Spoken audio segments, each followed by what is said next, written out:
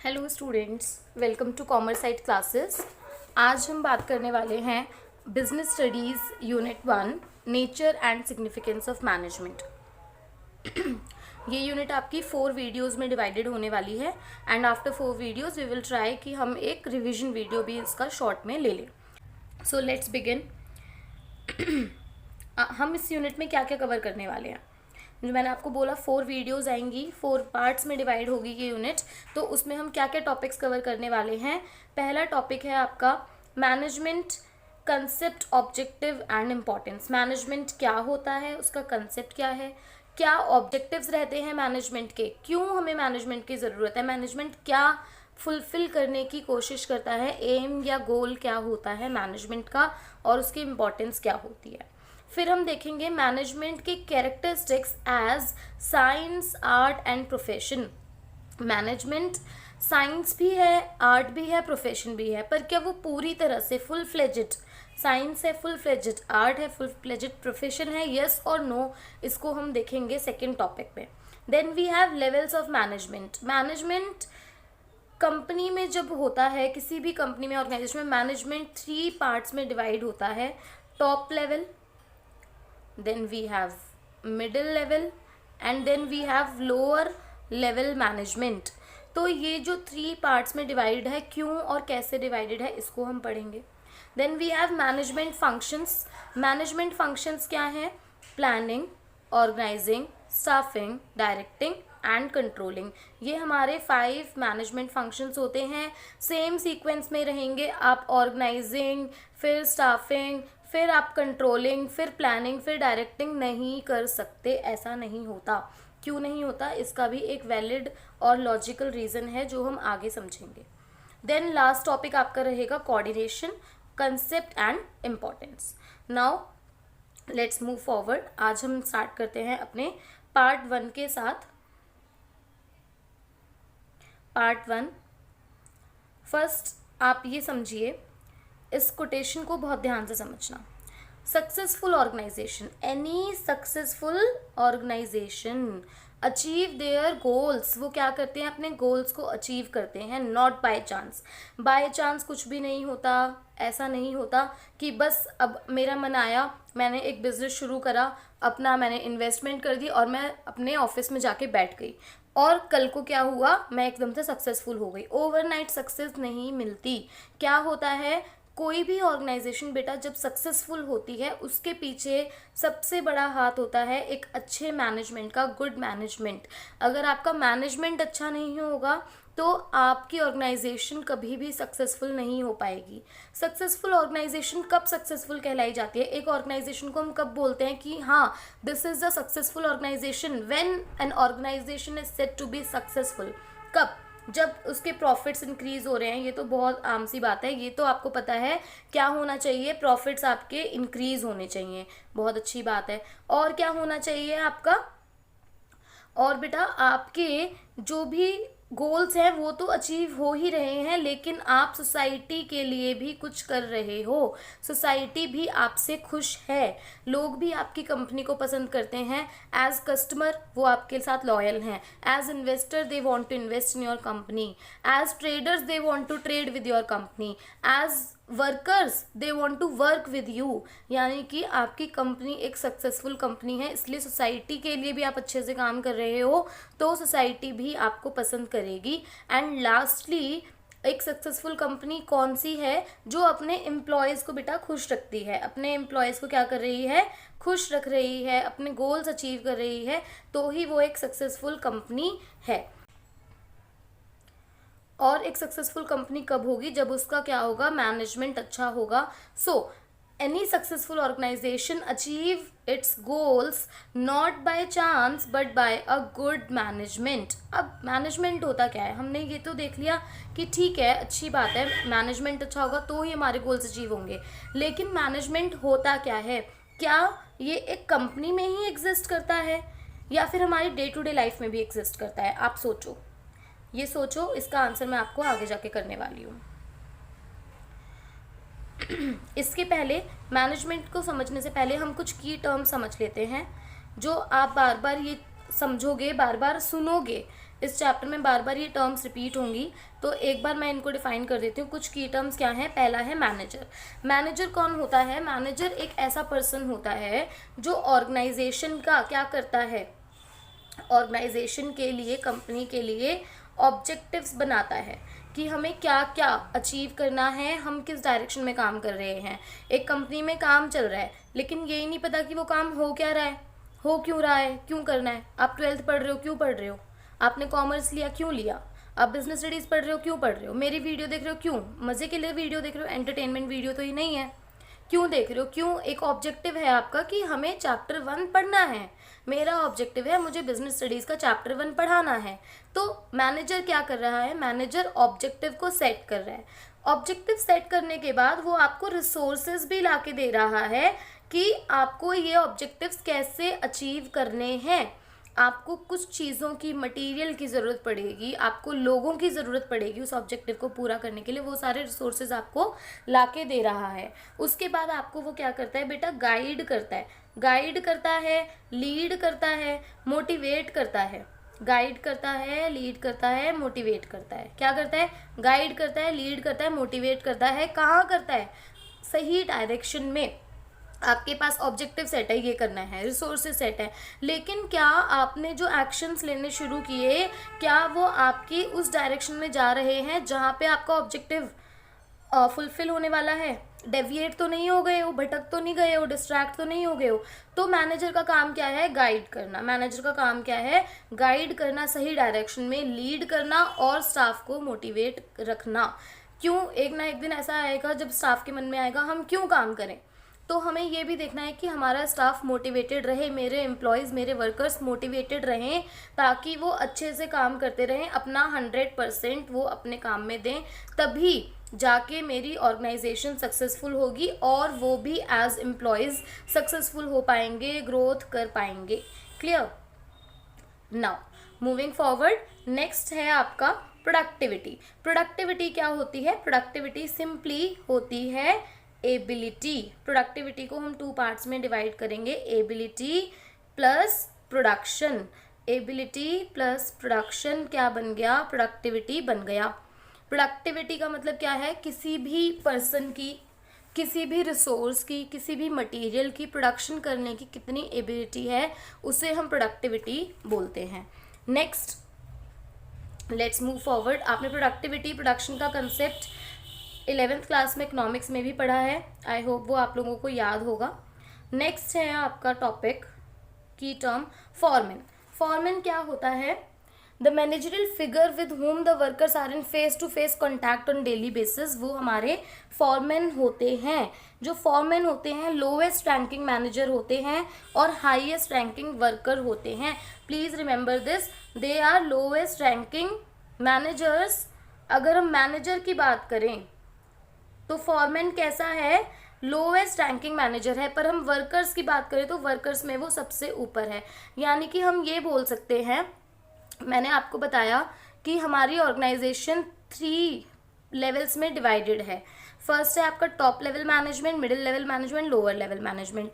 जब हम ये बोल रहे हैं टॉप लेवल है, मिडिल लेवल है, लोअर लेवल है, किसका है? मैनेजमेंट का है। तो यानी कि हमारे पास टॉप लेवल पे क्या होंगे? कुछ मैनेजर्स होंगे, कुछ मिडिल लेवल पे मैनेजर्स होंगे और कुछ हमारे लोअर लेवल पे मैनेजर्स होंगे। तो मैनेजर्स में जो सबसे लोअर लेवल है वो किसका है? फॉरमैन्स का। Foremen are the lower level managers. और जब हम वर्कर्स की बात करते हैं कि एक्चुअल में काम कौन कर रहा है, प्रोडक्शन कौन कर रहा है, एम्प्लॉयज़ तो बहुत सारे हो सकते हैं, वो एम्प्लॉयज़ आपके मैनेजर्स भी हो सकते हैं, वो एम्प्लॉयज़ आपके सीईओ भी, CEO is also an employee, CFO is also an employee who is working for the company. Worker is also an employee who is directly producing goods and services, जो engaged है direct production करने में। तो उन workers का जो top worker होता है वो कौन होता है? फॉरमैन होता है। और लोअर लेवल मैनेजर जो होता है, मैनेजरियल हायरार्की में, सिस्टम में जो सबसे लोअर लेवल का मैनेजर होता है वो हमारा फॉरमैन होता है। ये चीज़ें आपको सिर्फ समझने के लिए हैं, इसकी कोई डेफिनेशन नहीं पूछी जाती कि फॉरमैन क्या होता है, फॉरमैन कौन होता है, किस लेवल का होता है, मैनेजर कौन होता है, मैनेजर की डेफिनेशन क्या है, ये नहीं पूछा जाता। प्रोडक्टिविटी की डेफिनेशन नहीं आती है। लेकिन क्योंकि हम बिजनेस स्टडीज़ पढ़ रहे हैं, बहुत सारे टेक्निकल टर्म्स हम पढ़ने वाले हैं, तो आपको ये पता होना चाहिए। नेक्स्ट, सुपरवाइजर कौन होता है? Who is a supervisor? Supervisor कौन है? Appointed by management to watch over the work for others. They are directly related with workers. Workers से डायरेक्ट कॉन्टैक्ट में होते हैं, डायरेक्टली रिलेटेड होते हैं, और उनको अपॉइंट किया जाता है कि वो अपनी क्या करें, अच्छी नहीं बनी मेरी आंखें, कि वो अपनी नज़रें रखें वर्कर्स पे कि काम सही से हो रहा है नहीं हो रहा। अगर नहीं हो रहा तो ये देखा जाए कि काम सही से क्यों नहीं हो रहा है तो अच्छी बात है। नहीं हो रहा उसके पीछे का रीज़न निकालें और वर्कर्स को हम सुपरवाइज़ करें कि आपको काम ऐसे करना है, वो हमारे सुपरवाइज़र्स होते हैं। लास्ट की टर्म है आपके इनपुट या रिसोर्सेज। इनपुट क्या है? जो भी आपको चीज़ें चाहिए आपको प्रोडक्शन करने के लिए, प्रोडक्शन आप गुड्स की भी कर सकते हो, सर्विसेज की भी कर सकते हो, उसके लिए जो इनपुट चाहिए वो आपके क्या है, जो चीज़ें चाहिए, सॉरी, जो मटेरियल चाहिए वो आपका इनपुट है। फॉर एग्जांपल मुझे अभी क्या करना है, मैं आपको ऑनलाइन पढ़ा रही हूँ, तो I am providing you some service, ठीक है। अब इस सर्विस के लिए मुझे क्या चाहिए भाई? एक मोबाइल चाहिए, ठीक है, मुझे इंटरनेट चाहिए, और मुझे क्या चाहिए? अभी तो फ़िलहाल और कुछ नहीं चाहिए, तो स्किल्स चाहिए मे बी, ठीक है। अगर मेरा कोचिंग सेंटर है तो मुझे टीचर्स चाहिए। तो ये सर्विस देने के लिए मुझे क्या जो जो चाहिए, ये सब क्या है, मेरे इनपुट्स हैं। ऐसे ही एक पर्सन है जो प्रोड्यूस कर रहा है फॉर एग्जांपल चॉकलेट्स, तो चॉकलेट बनाने के लिए उसे जो जो सामान चाहिए, ठीक है, उसको मशीन्स चाहिए, उसको मशीन चलाने के लिए वर्कर चाहिए, ये सारा काम करने के लिए एक फैक्ट्री चाहिए, इन्वेस्टमेंट करने के लिए कुछ मनी चाहिए या इन्वेस्टमेंट चाहिए। तो ये सारी चीज़ें उसके लिए क्या हो गई? इनपुट हो गई। तो इनपुट बेसिकली वो सारे मटेरियल हैं including man and material required for the production process, वो हमारे इनपुट या रिसोर्सेज होते हैं। इसमें सिर्फ फिजिकल इनपुट्स यानी कि रॉ मटेरियल और मशीन्स नहीं आती, इसमें आपकी ह्यूमन कैपिटल भी आती है। ह्यूमन कैपिटल का मतलब है आपके एम्प्लॉयज़ भी इसके अंदर आते हैं, इंक्लूड होते हैं। Clear? Now moving forward, management, मैंने आपसे पूछा था कि बेटा मैनेजमेंट सिर्फ एक ऑर्गेनाइजेशन में एग्जिस्ट करता है क्या? नहीं, अगर आप देखोगे मैनेजमेंट हर छोटी से बड़ी हर जगह है। मैनेजमेंट एक छोटी सी कंपनी में भी है, मैनेजमेंट एक शॉप में भी है, मैनेजमेंट एक बड़ी कंपनी में भी है, मैनेजमेंट एक छोटी सी शॉप में भी है, मैनेजमेंट हॉस्पिटल में भी आपको देखने को मिलता है, स्कूल में भी देखने को मिलता है, एक एनजीओ में भी देखने के लिए मिलता है, एक बैंक में भी देखने के लिए मिलता है। आप जब जाते हो, बैंक जाते हो, तो बैंक जाके आपको दिखता है कि अगर मुझे कैश विड्रॉ करना है तो मुझे कहाँ जाना है, मुझे पासबुक में एंट्री करानी है तो मुझे कहाँ जाना है, मुझे अपने क्रेडिट डेबिट कार्ड से रिलेटेड कोई इशू रिजॉल्व करना है तो मुझे कहाँ जाना है। एवरीथिंग इज़ इन ऑर्डर, सब कुछ ऑर्डर में है, मैनेज्ड है प्रॉपर तरीके से। तो वहाँ पे मैनेजमेंट एग्जिस्ट करता है। हमें हर ऑर्गेनाइजेशन को रन करने के लिए मैनेजमेंट चाहिए, और सिर्फ ऑर्गेनाइजेशन नहीं, हमें अपनी फैमिली को, अपने घर को अच्छे से चलाने के लिए भी अच्छे मैनेजमेंट की ज़रूरत होती है। क्लियर? नाउ मूविंग फॉरवर्ड, अब एक मैनेजर का काम क्या होता है? मैनेजर का काम होता है कि ऑर्गेनाइजेशन में बेटा जितने भी डिपार्टमेंट्स हैं, वो डिपार्टमेंट्स कौन कौन से हो सकते हैं, जितने भी फंक्शंस हैं उन फंक्शंस का हर एक डिपार्टमेंट बना दिया जाता है। एक कंपनी क्या कर रही है? प्रोडक्शन कर रही है गुड्स एंड सर्विसेज का, हमने एक प्रोडक्शन डिपार्टमेंट बना दिया। फिर उन प्रोडक्शन करके उन गुड्स को हमें सेल करना है, हमने एक सेल्स डिपार्टमेंट बना दिया। ये सब करने के लिए हमें कुछ पैसों की ज़रूरत है तो हमने एक फिनेंस डिपार्टमेंट बना दिया। अब प्रोडक्शन किसकी हो, कैसे हो, सेल कैसे इंक्रीज़ हो, उसके लिए हमें रिसर्च करनी पड़ेगी, हमने रिसर्च डिपार्टमेंट बना दिया। ये सारी चीज़ें करने के लिए हमें कुछ वर्कर्स चाहिए, और उन वर्कर्स को भी हमें मैनेज करना पड़ेगा। कितनी क्वालिफ़िकेशन के कितने वर्कर्स चाहिए, कौन सी क्वालिफ़िकेशन वाले, कौन सी स्किल वाले, हमें कितने वर्कर्स चाहिए, उनको कैसे हम अपनी ऑर्गेनाइजेशन में अट्रैक्ट करें, वो आ गए काम कर रहे हैं, हम उन्हें कितना पे दें, पे भी दे रहे हैं पर वो छोड़ के जा रहे हैं तो उन्हें हम कैसे रिटेन करें, ये सारी चीज़ें कौन देखता है? Human resource department. तो आपकी ऑर्गेनाइजेशन जितने भी फंक्शंस कर रही है, आपने फॉर एग्जांपल उसका डिपार्टमेंट्स बना दिए। अभी डिपार्टमेंट्स चलेंगे, ये जाएगा यहाँ, ये जाएगा यहाँ, ये जाएगा यहाँ, सब अपने अपने डायरेक्शन में चल रहे हैं, क्योंकि सबको ये प्रूव करना है कि मैं अच्छा मैनेजर हूँ। प्रोडक्शन मैनेजर क्या कहेगा, I am a good manager, मैं तो ज़्यादा से ज़्यादा प्रोडक्शन करूँगा। सेल्स डिपार्टमेंट का मैनेजर, सेल्स मैनेजर क्या बोलेगा, I am a good manager. सबके अपने अपने गोल्स होंगे, लेकिन जो एक मैनेजर है उसका क्या काम है, इन सारे डिपार्टमेंट्स के एफर्ट्स को एक जगह डायरेक्ट करना और क्या करना, ऑर्गेनाइजेशनल गोल को अचीव करना। हमारा एक गोल है जो पूरी ऑर्गेनाइजेशन के लिए सेट है कि इस कंपनी का ये एम है, इस साल हमें इतना टर्नओवर इंक्रीज करना है, इस साल हमें यहाँ पर अपने ऑफिसेस खोलने हैं, इस साल हमें यहाँ मार्केट्स इस्टेब्लिश करनी है। कुछ भी वो ऑर्गेनाइजेशनल गोल हो सकता है और सारे डिपार्टमेंट उसी गोल के लिए काम करें और सबके एफर्ट्स एक ही डायरेक्शन में जाएं, ना कि अलग अलग। ऐसा ना हो कि कोई इधर जा रहा है कोई इधर जा रहा है, ऐसा ना हो। क्या हो बेटा, सब एक ही डायरेक्शन में काम करें और क्या अचीव करें, ऑर्गेनाइजेशनल गोल अचीव करें। तो वो काम किसका होता है, मैनेजर का। तो मैनेजर क्या करता है, यूनिफाई करता है, सबके एफर्ट्स को ऐड करता है और एक ऑर्गेनाइजेशनल गोल की तरफ उसको मूव करता है। नाउ मैनेजमेंट का काम क्या है, management aims at guiding their efforts, their कौन है यहाँ पे, एम्प्लॉयज या departments, towards achieving a common objective. एक गोल, एक कॉमन ऑब्जेक्टिव को अचीव करने के लिए गाइड करता है एफर्ट्स एक ही डायरेक्शन में, वो कौन है, मैनेजमेंट है। क्लियर। नाउ मैनेजमेंट की डेफिनेशन क्या है, management is a process, management is defined as a process of getting things done, चीज़ें करने का, काम को करने का एक प्रोसेस है, विद द एम ऑफ, किसके साथ, एक एम होना चाहिए, of achieving goals. Goals achieve करने के लिए जो भी हमें एक्शंस लेने हैं, उन एक्शंस को लेने का प्रोसेस है। अगर हम इसको रिवर्स में पढ़ें तो कैसे पढ़ेंगे डेफिनेशन को, हमें गोल्स अचीव करने हैं, वो हमारा एम है, इस एम को फुलफिल करने के लिए हमें कुछ काम करना है, कुछ एक्शंस लेने हैं, उन एक्शंस को लेने का जो प्रोसेस है वही हमारा क्या है, मैनेजमेंट है। लेकिन सबसे बड़ी बात, गोल्स अचीव करना ही हमारा काम नहीं है, हमारा काम है गोल्स को इफेक्टिवली एंड एफिशिएंटली अचीव करना। मैनेजमेंट की एक बहुत छोटी सी डेफिनेशन आपको याद हो जानी चाहिए, भी मेरे साथ ही याद हो जानी चाहिए कि मैनेजमेंट क्या है, it is defined as a process, it is defined as a process of getting things done with the aim of achieving goals efficiently and effectively। अब हमने यहाँ पे 3 टर्म्स पढ़ी हैं, प्रोसेस क्या होता है, इफेक्टिवनेस क्या होती है और एफिशिएंसी क्या होती है। हम इसको डिटेल में देखते हैं। क्लियर। चलिए सबसे पहले हम बात करेंगे प्रोसेस की।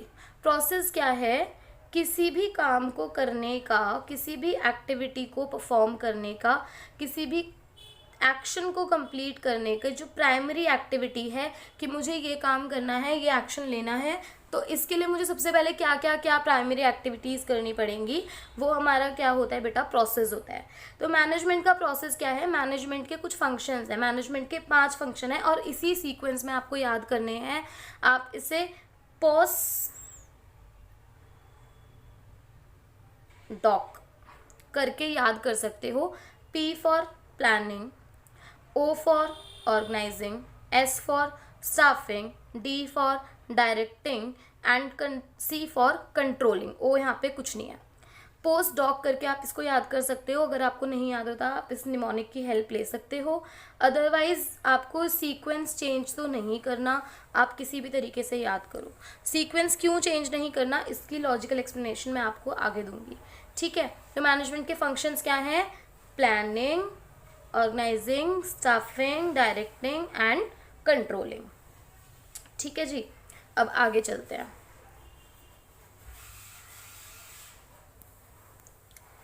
अब प्लानिंग क्या है, प्लानिंग का मतलब है setting up goals and developing a way to achieve them.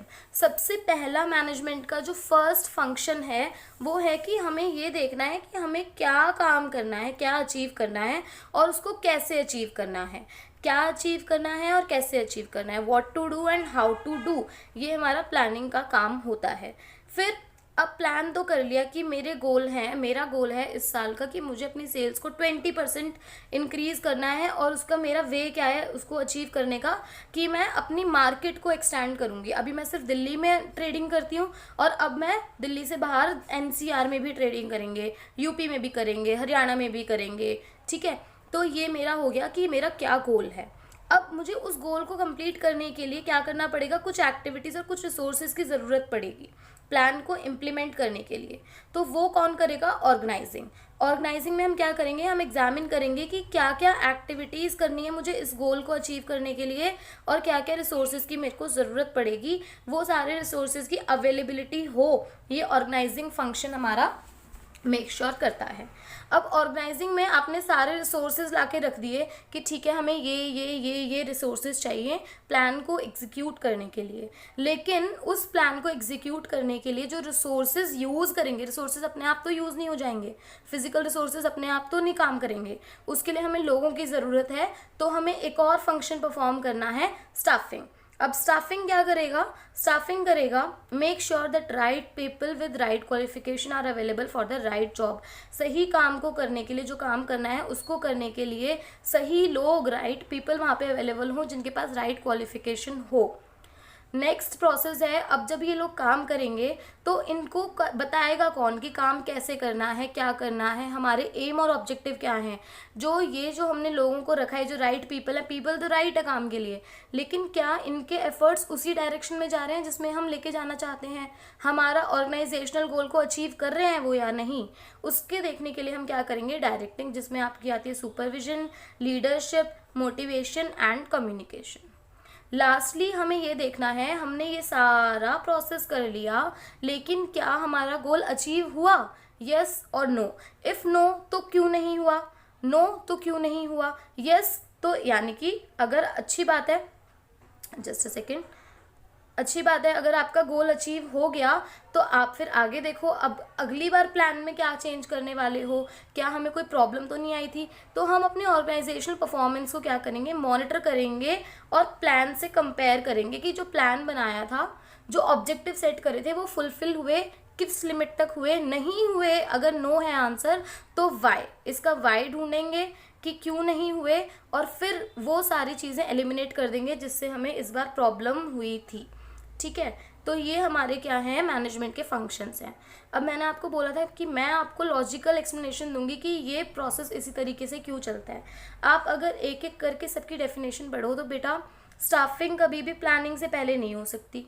हो सकती है क्या, आप लोगों को पहले ही हायर कर लो और फिर बाद में देखो कि चलो अब हमें ये काम करना है। मैंने हायर कर लिए जितने इंजीनियर्स हैं, मैंने 50, 100, 150 इंजीनियर्स हायर कर लिए, और फिर मैं कह रही हूँ कि चलो अब हम एक अपनी इनकम टैक्स की फॉर्म खोलते हैं, अब हम अपनी एक सीए की फॉर्म खोलते हैं। तो क्या ये हो पाएगा, नहीं। आपको गोल्स करने पड़ेंगे पहले सेट, उसके बाद आप करोगे उसके अकॉर्डिंग लोगों को स्टाफ। क्या ऑर्गेनाइजिंग हमारी प्लानिंग से पहले हो जाएगी, रिसोर्सेज पहले इकट्ठे करके रख लो उसके बाद देखते हैं क्या करना है इन रिसोर्सेज का, नो। क्या डायरेक्टिंग पहले हो जाएगी, चलो पहले लोगों को हम मोटिवेट कर देते हैं, उनको हम बता देते हैं कि क्या करना है, कैसे करना है, और बाद में देखेंगे कि हमारे गोल्स क्या हैं, रिसोर्सेज तो उनको बाद में लाके देंगे, पहले आप लोगों को मोटिवेट करो। ऐसा नहीं होता, ये आपका एक प्रॉपर सीक्वेंस है और इसी में चलता है। आपको याद रखना है post doc, planning, organising, staffing, directing, controlling.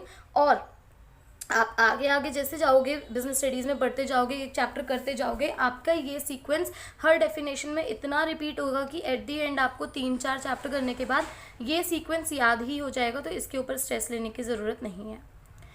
Now moving forward, definition of management.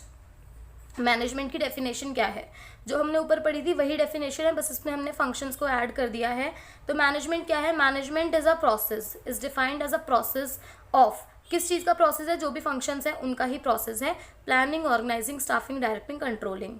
क्या कंट्रोल करना है, इन सब चीज़ों को हमें क्या करना है, किस चीज़ को करना है, efforts of the organisational members, जितने भी हमारे मेंबर्स हैं उनके एफर्ट्स को plan, organise, staff, direct, control करना। And of using organisational resources to achieve specific goals. हम अपने स्पेसिफिक गोल्स को, जितने भी गोल्स हमने पहले से प्री डिटरमिन करे हैं, उनको अचीव करें, वही हमारे लिए क्या है, एक मैनेजमेंट है। तो मैनेजमेंट क्या है बेटा? Management is defined as a process of planning, organising, staffing, directing and controlling, इतना याद करेंगे, the efforts of the organisational members and of using organisational resources to achieve specific goals. आप इसको तोड़ तोड़ के याद करेंगे, आपको अच्छे से मैनेजमेंट की डेफिनेशन याद हो जाएगी। और अगर आप अपने वर्ड्स में कोई और डेफिनेशन अच्छे से और लिखना चाहते हैं तो वो भी आप कर सकते हैं। क्लियर? नाउ इफेक्टिवनेस क्या है? इफेक्टिवनेस है doing the right task, completing activity, achieving goal. ये एंड रिजल्ट से कंसर्न्ड है बेटा, एंड रिजल्ट से कंसर्न्ड है। ये सिर्फ ये बोलती है, ये देखती है कि एंड रिजल्ट अचीव हो गया है, नहीं हो गया। एंड रिजल्ट आपको मिल रहा है, मेरा जो गोल था वो अचीव हो रहा है, तो इफेक्टिव है वो एम्प्लॉई, वो ऑर्गेनाइजेशन इफेक्टिव है। अगर नहीं हो रहा तो वो इफेक्टिव नहीं है। इसको और किसी चीज़ से कोई मतलब नहीं है, कितना ही खर्चा करो, कितनी देर में काम करो, हमें नहीं मतलब। हमें मतलब है कि आपसे जो एंड रिजल्ट मांगा आपने वो दिया। If yes you are effective, if no you are not effective. Clear? हमने बोला कि ऑर्गेनाइजेशनल गोल्स हमें अचीव करने हैं इफेक्टिवली एंड एफिशिएंटली। इफेक्टिव मतलब जो रिजल्ट आपसे एक्सपेक्ट किया गया है आप वो रिजल्ट ला के दो। एफिशिएंसी क्या कह रही है? एफिशिएंसी कह रही है मैक्सिमम आउटपुट ले आओ और मिनिमम इनपुट में लेके आओ। मिनिमम इनपुट और मैक्सिमम आउटपुट का मतलब क्या है कि मैंने बोला आपके पास 10,000 रुपीज़ का बजट है, इसमें आप 500 यूनिट्स प्रोड्यूस कर दो। अब 500 यूनिट्स, जो पर्सन 600 यूनिट्स प्रोड्यूस कर लेगा मैं बोल दूंगी एफिशिएंट है। या फिर जो पर्सन 500 को 9,000 में प्रोड्यूस कर देगा रादर देन 10,000, तो वो भी एफिशिएंट है। यानी कि आप सेम आउटपुट क्या है, सेम रहेगा, 500 ही रहेगा, पर उसकी कॉस्ट रिड्यूस कर लो। या फिर आप इनपुट को सेम रखो, इनपुट पहले जितना ही है पर उसका आप आउटपुट इंक्रीज कर दो, 500 से 600 ले आओ। तो वो पर्सन क्या है, वो पर्सन मैनेजर या ऑर्गेनाइजेशन आपकी एफिशिएंट है। यानी कि efficiency means creating maximum output using minimum inputs और रिसोर्सेज। अब मैनेजर को क्या सिर्फ एक एफिशिएंट होना चाहिए या इफेक्टिव होना चाहिए? दोनों होने चाहिए। इसके लिए हम एक एग्जाम्पल समझते हैं। एक बहुत इंपॉर्टेंट स्टेटमेंट है, effectiveness and efficiency are the two sides of the same coin. एक ही सिक्के के दो पहलू हैं, इफेक्टिवनेस एंड एफिशिएंसी। एक ही सिक्के के दो पहलू हैं, इफेक्टिवनेस एंड एफिशिएंसी। ये स्टेटमेंट आपको एज इट इज आ जाती है, बोर्ड्स में पूछी जाती है। आपको बोला जाएगा comment on this statement, effectiveness and efficiency are the two sides of the same coin. या आपको बोला जाएगा do you agree with this statement, give reason with the help of an example. तो हम इसमें क्या करेंगे, हम इसमें एग्जाम्पल लेंगे। फॉर एग्जाम्पल एक मैनेजर है, उसने अपने एम्प्लॉयज़ को क्या बोला कि मैं आपको एक बजट देता हूँ। बजट है फॉर एग्जाम्पल 3,000 रुपीज़ का। इसमें आप ना एक काम करो, 1 घंटे में 2 पिज़्ज़ा बना दो। ये आपका बजट है। बजट है 3,000 रुपये 1 घंटे, और इसमें आपको 2 पिज़्ज़ा का आउटपुट लेके आना है। ठीक है, 3 मैनेजर्स चूज़ किए गए इस काम के लिए, या मैं बोलूँ कि 3 एम्प्लॉयज़ चूज़ किए गए इस काम के लिए। तो अब क्या हुआ, जो फर्स्ट एम्प्लॉय था उसने जो एंड रिजल्ट था वो तो ला दिया, 2 पिज़्ज़ा बनाने के लिए कहा था, 1 घंटे में भैया बना दिया, और क्या चाहिए, अच्छी बात है। लेकिन उसने बजट को डबल कर दिया, 3K थे ना, उसने 6K यूज़ कर लिए, 6,000 रुपीज़ यूज़ करे और उसने 2 पिज़्ज़ा बनाए। तो ये जो एम्प्लॉय है बेटा एफिशिएंट तो नहीं है, क्योंकि इसने इनपुट को मिनिमाइज़ नहीं किया, बट ये क्या है, इफेक्टिव ज़रूर है। क्यों? क्योंकि इसने एंड रिजल्ट दे दिया। एंड रिजल्ट दे दिया, रिजल्ट से ही मतलब है, तो ये क्या हो गया, आपका इफेक्टिव हो गया। नेक्स्ट एम्प्लॉय 2 ने क्या किया, एम्प्लॉय 2 ने किया 3K में 1 आवर में इसने 1 पिज़्ज़ा बनाया। तो इसने कॉस्ट को तो सेम रखा, लेकिन इसने क्या किया, कॉस्ट ना चेंज करते हुए आउटपुट प्रोड्यूस कर दिया, बट वो आउटपुट पूरा प्रोड्यूस नहीं हुआ, मैक्सिमम इनपुट नहीं आया, या मैं बोलूँ एंड रिजल्ट पूरा नहीं आया। तो ये सिर्फ एफिशिएंट एम्प्लॉय है, इफेक्टिव नहीं है, क्योंकि इसने एंड रिजल्ट नहीं दिया। While there is a third employee, उस थर्ड एम्प्लॉय ने गिवन बजट, गिवन टाइम में गिवन आउटपुट प्रोड्यूस करके दे दिया। तो ये एम्प्लॉय, ये क्या है, आपका इफेक्टिव भी है और एफिशिएंट भी है। तो हम क्या बोलेंगे, कंक्लूजन क्या निकला, high efficiency with high effectiveness should be the aim of all managers. हर मैनेजर का एम होना चाहिए कि हमें एफिशिएंसी और इफेक्टिवनेस दोनों ही हाई रखनी है। Poor management is due to both inefficiency and ineffectiveness. अगर आप या एफिशिएंट हो या इनइफेक्टिव हो, दोनों ही केस में आप पुअर मैनेजर बोले जाओगे। और हमें अपने गोल्स को हमेशा ये जो पूरी ये 3 terms, achieve goals effectively and efficiently, ये आपकी पूरी बिजनेस स्टडीज़ में रिपीट होता रहेगा एज इट इज़। हमेशा गोल्स हमें इफेक्टिवली एंड एफिशिएंटली यूटिलाइज करने हैं। This is the goal of the management, a good management. तभी आपको एक गुड मैनेजर या आपका मैनेजमेंट गुड कहा जाएगा। आई होप आपको इतना समझ में आया। अगर कोई प्रॉब्लम है, कोई डाउट है, आप मुझे कॉमेंट्स में पूछ सकते। Thank you. एंड आप मुझसे इंस्टाग्राम पे जुड़ सकते हैं, इंस्टाग्राम पे आप मुझसे अपने डाउट्स पूछ सकते हैं। आपको अगर अच्छा लगा हो तो सब्सक्राइब कीजिए मेरा चैनल, लाइक कीजिए, अपने क्लासमेट्स अपने फ्रेंड्स के साथ शेयर कीजिए। आई होप आपको ये सेशन अच्छा लगा होगा। Thank you so much.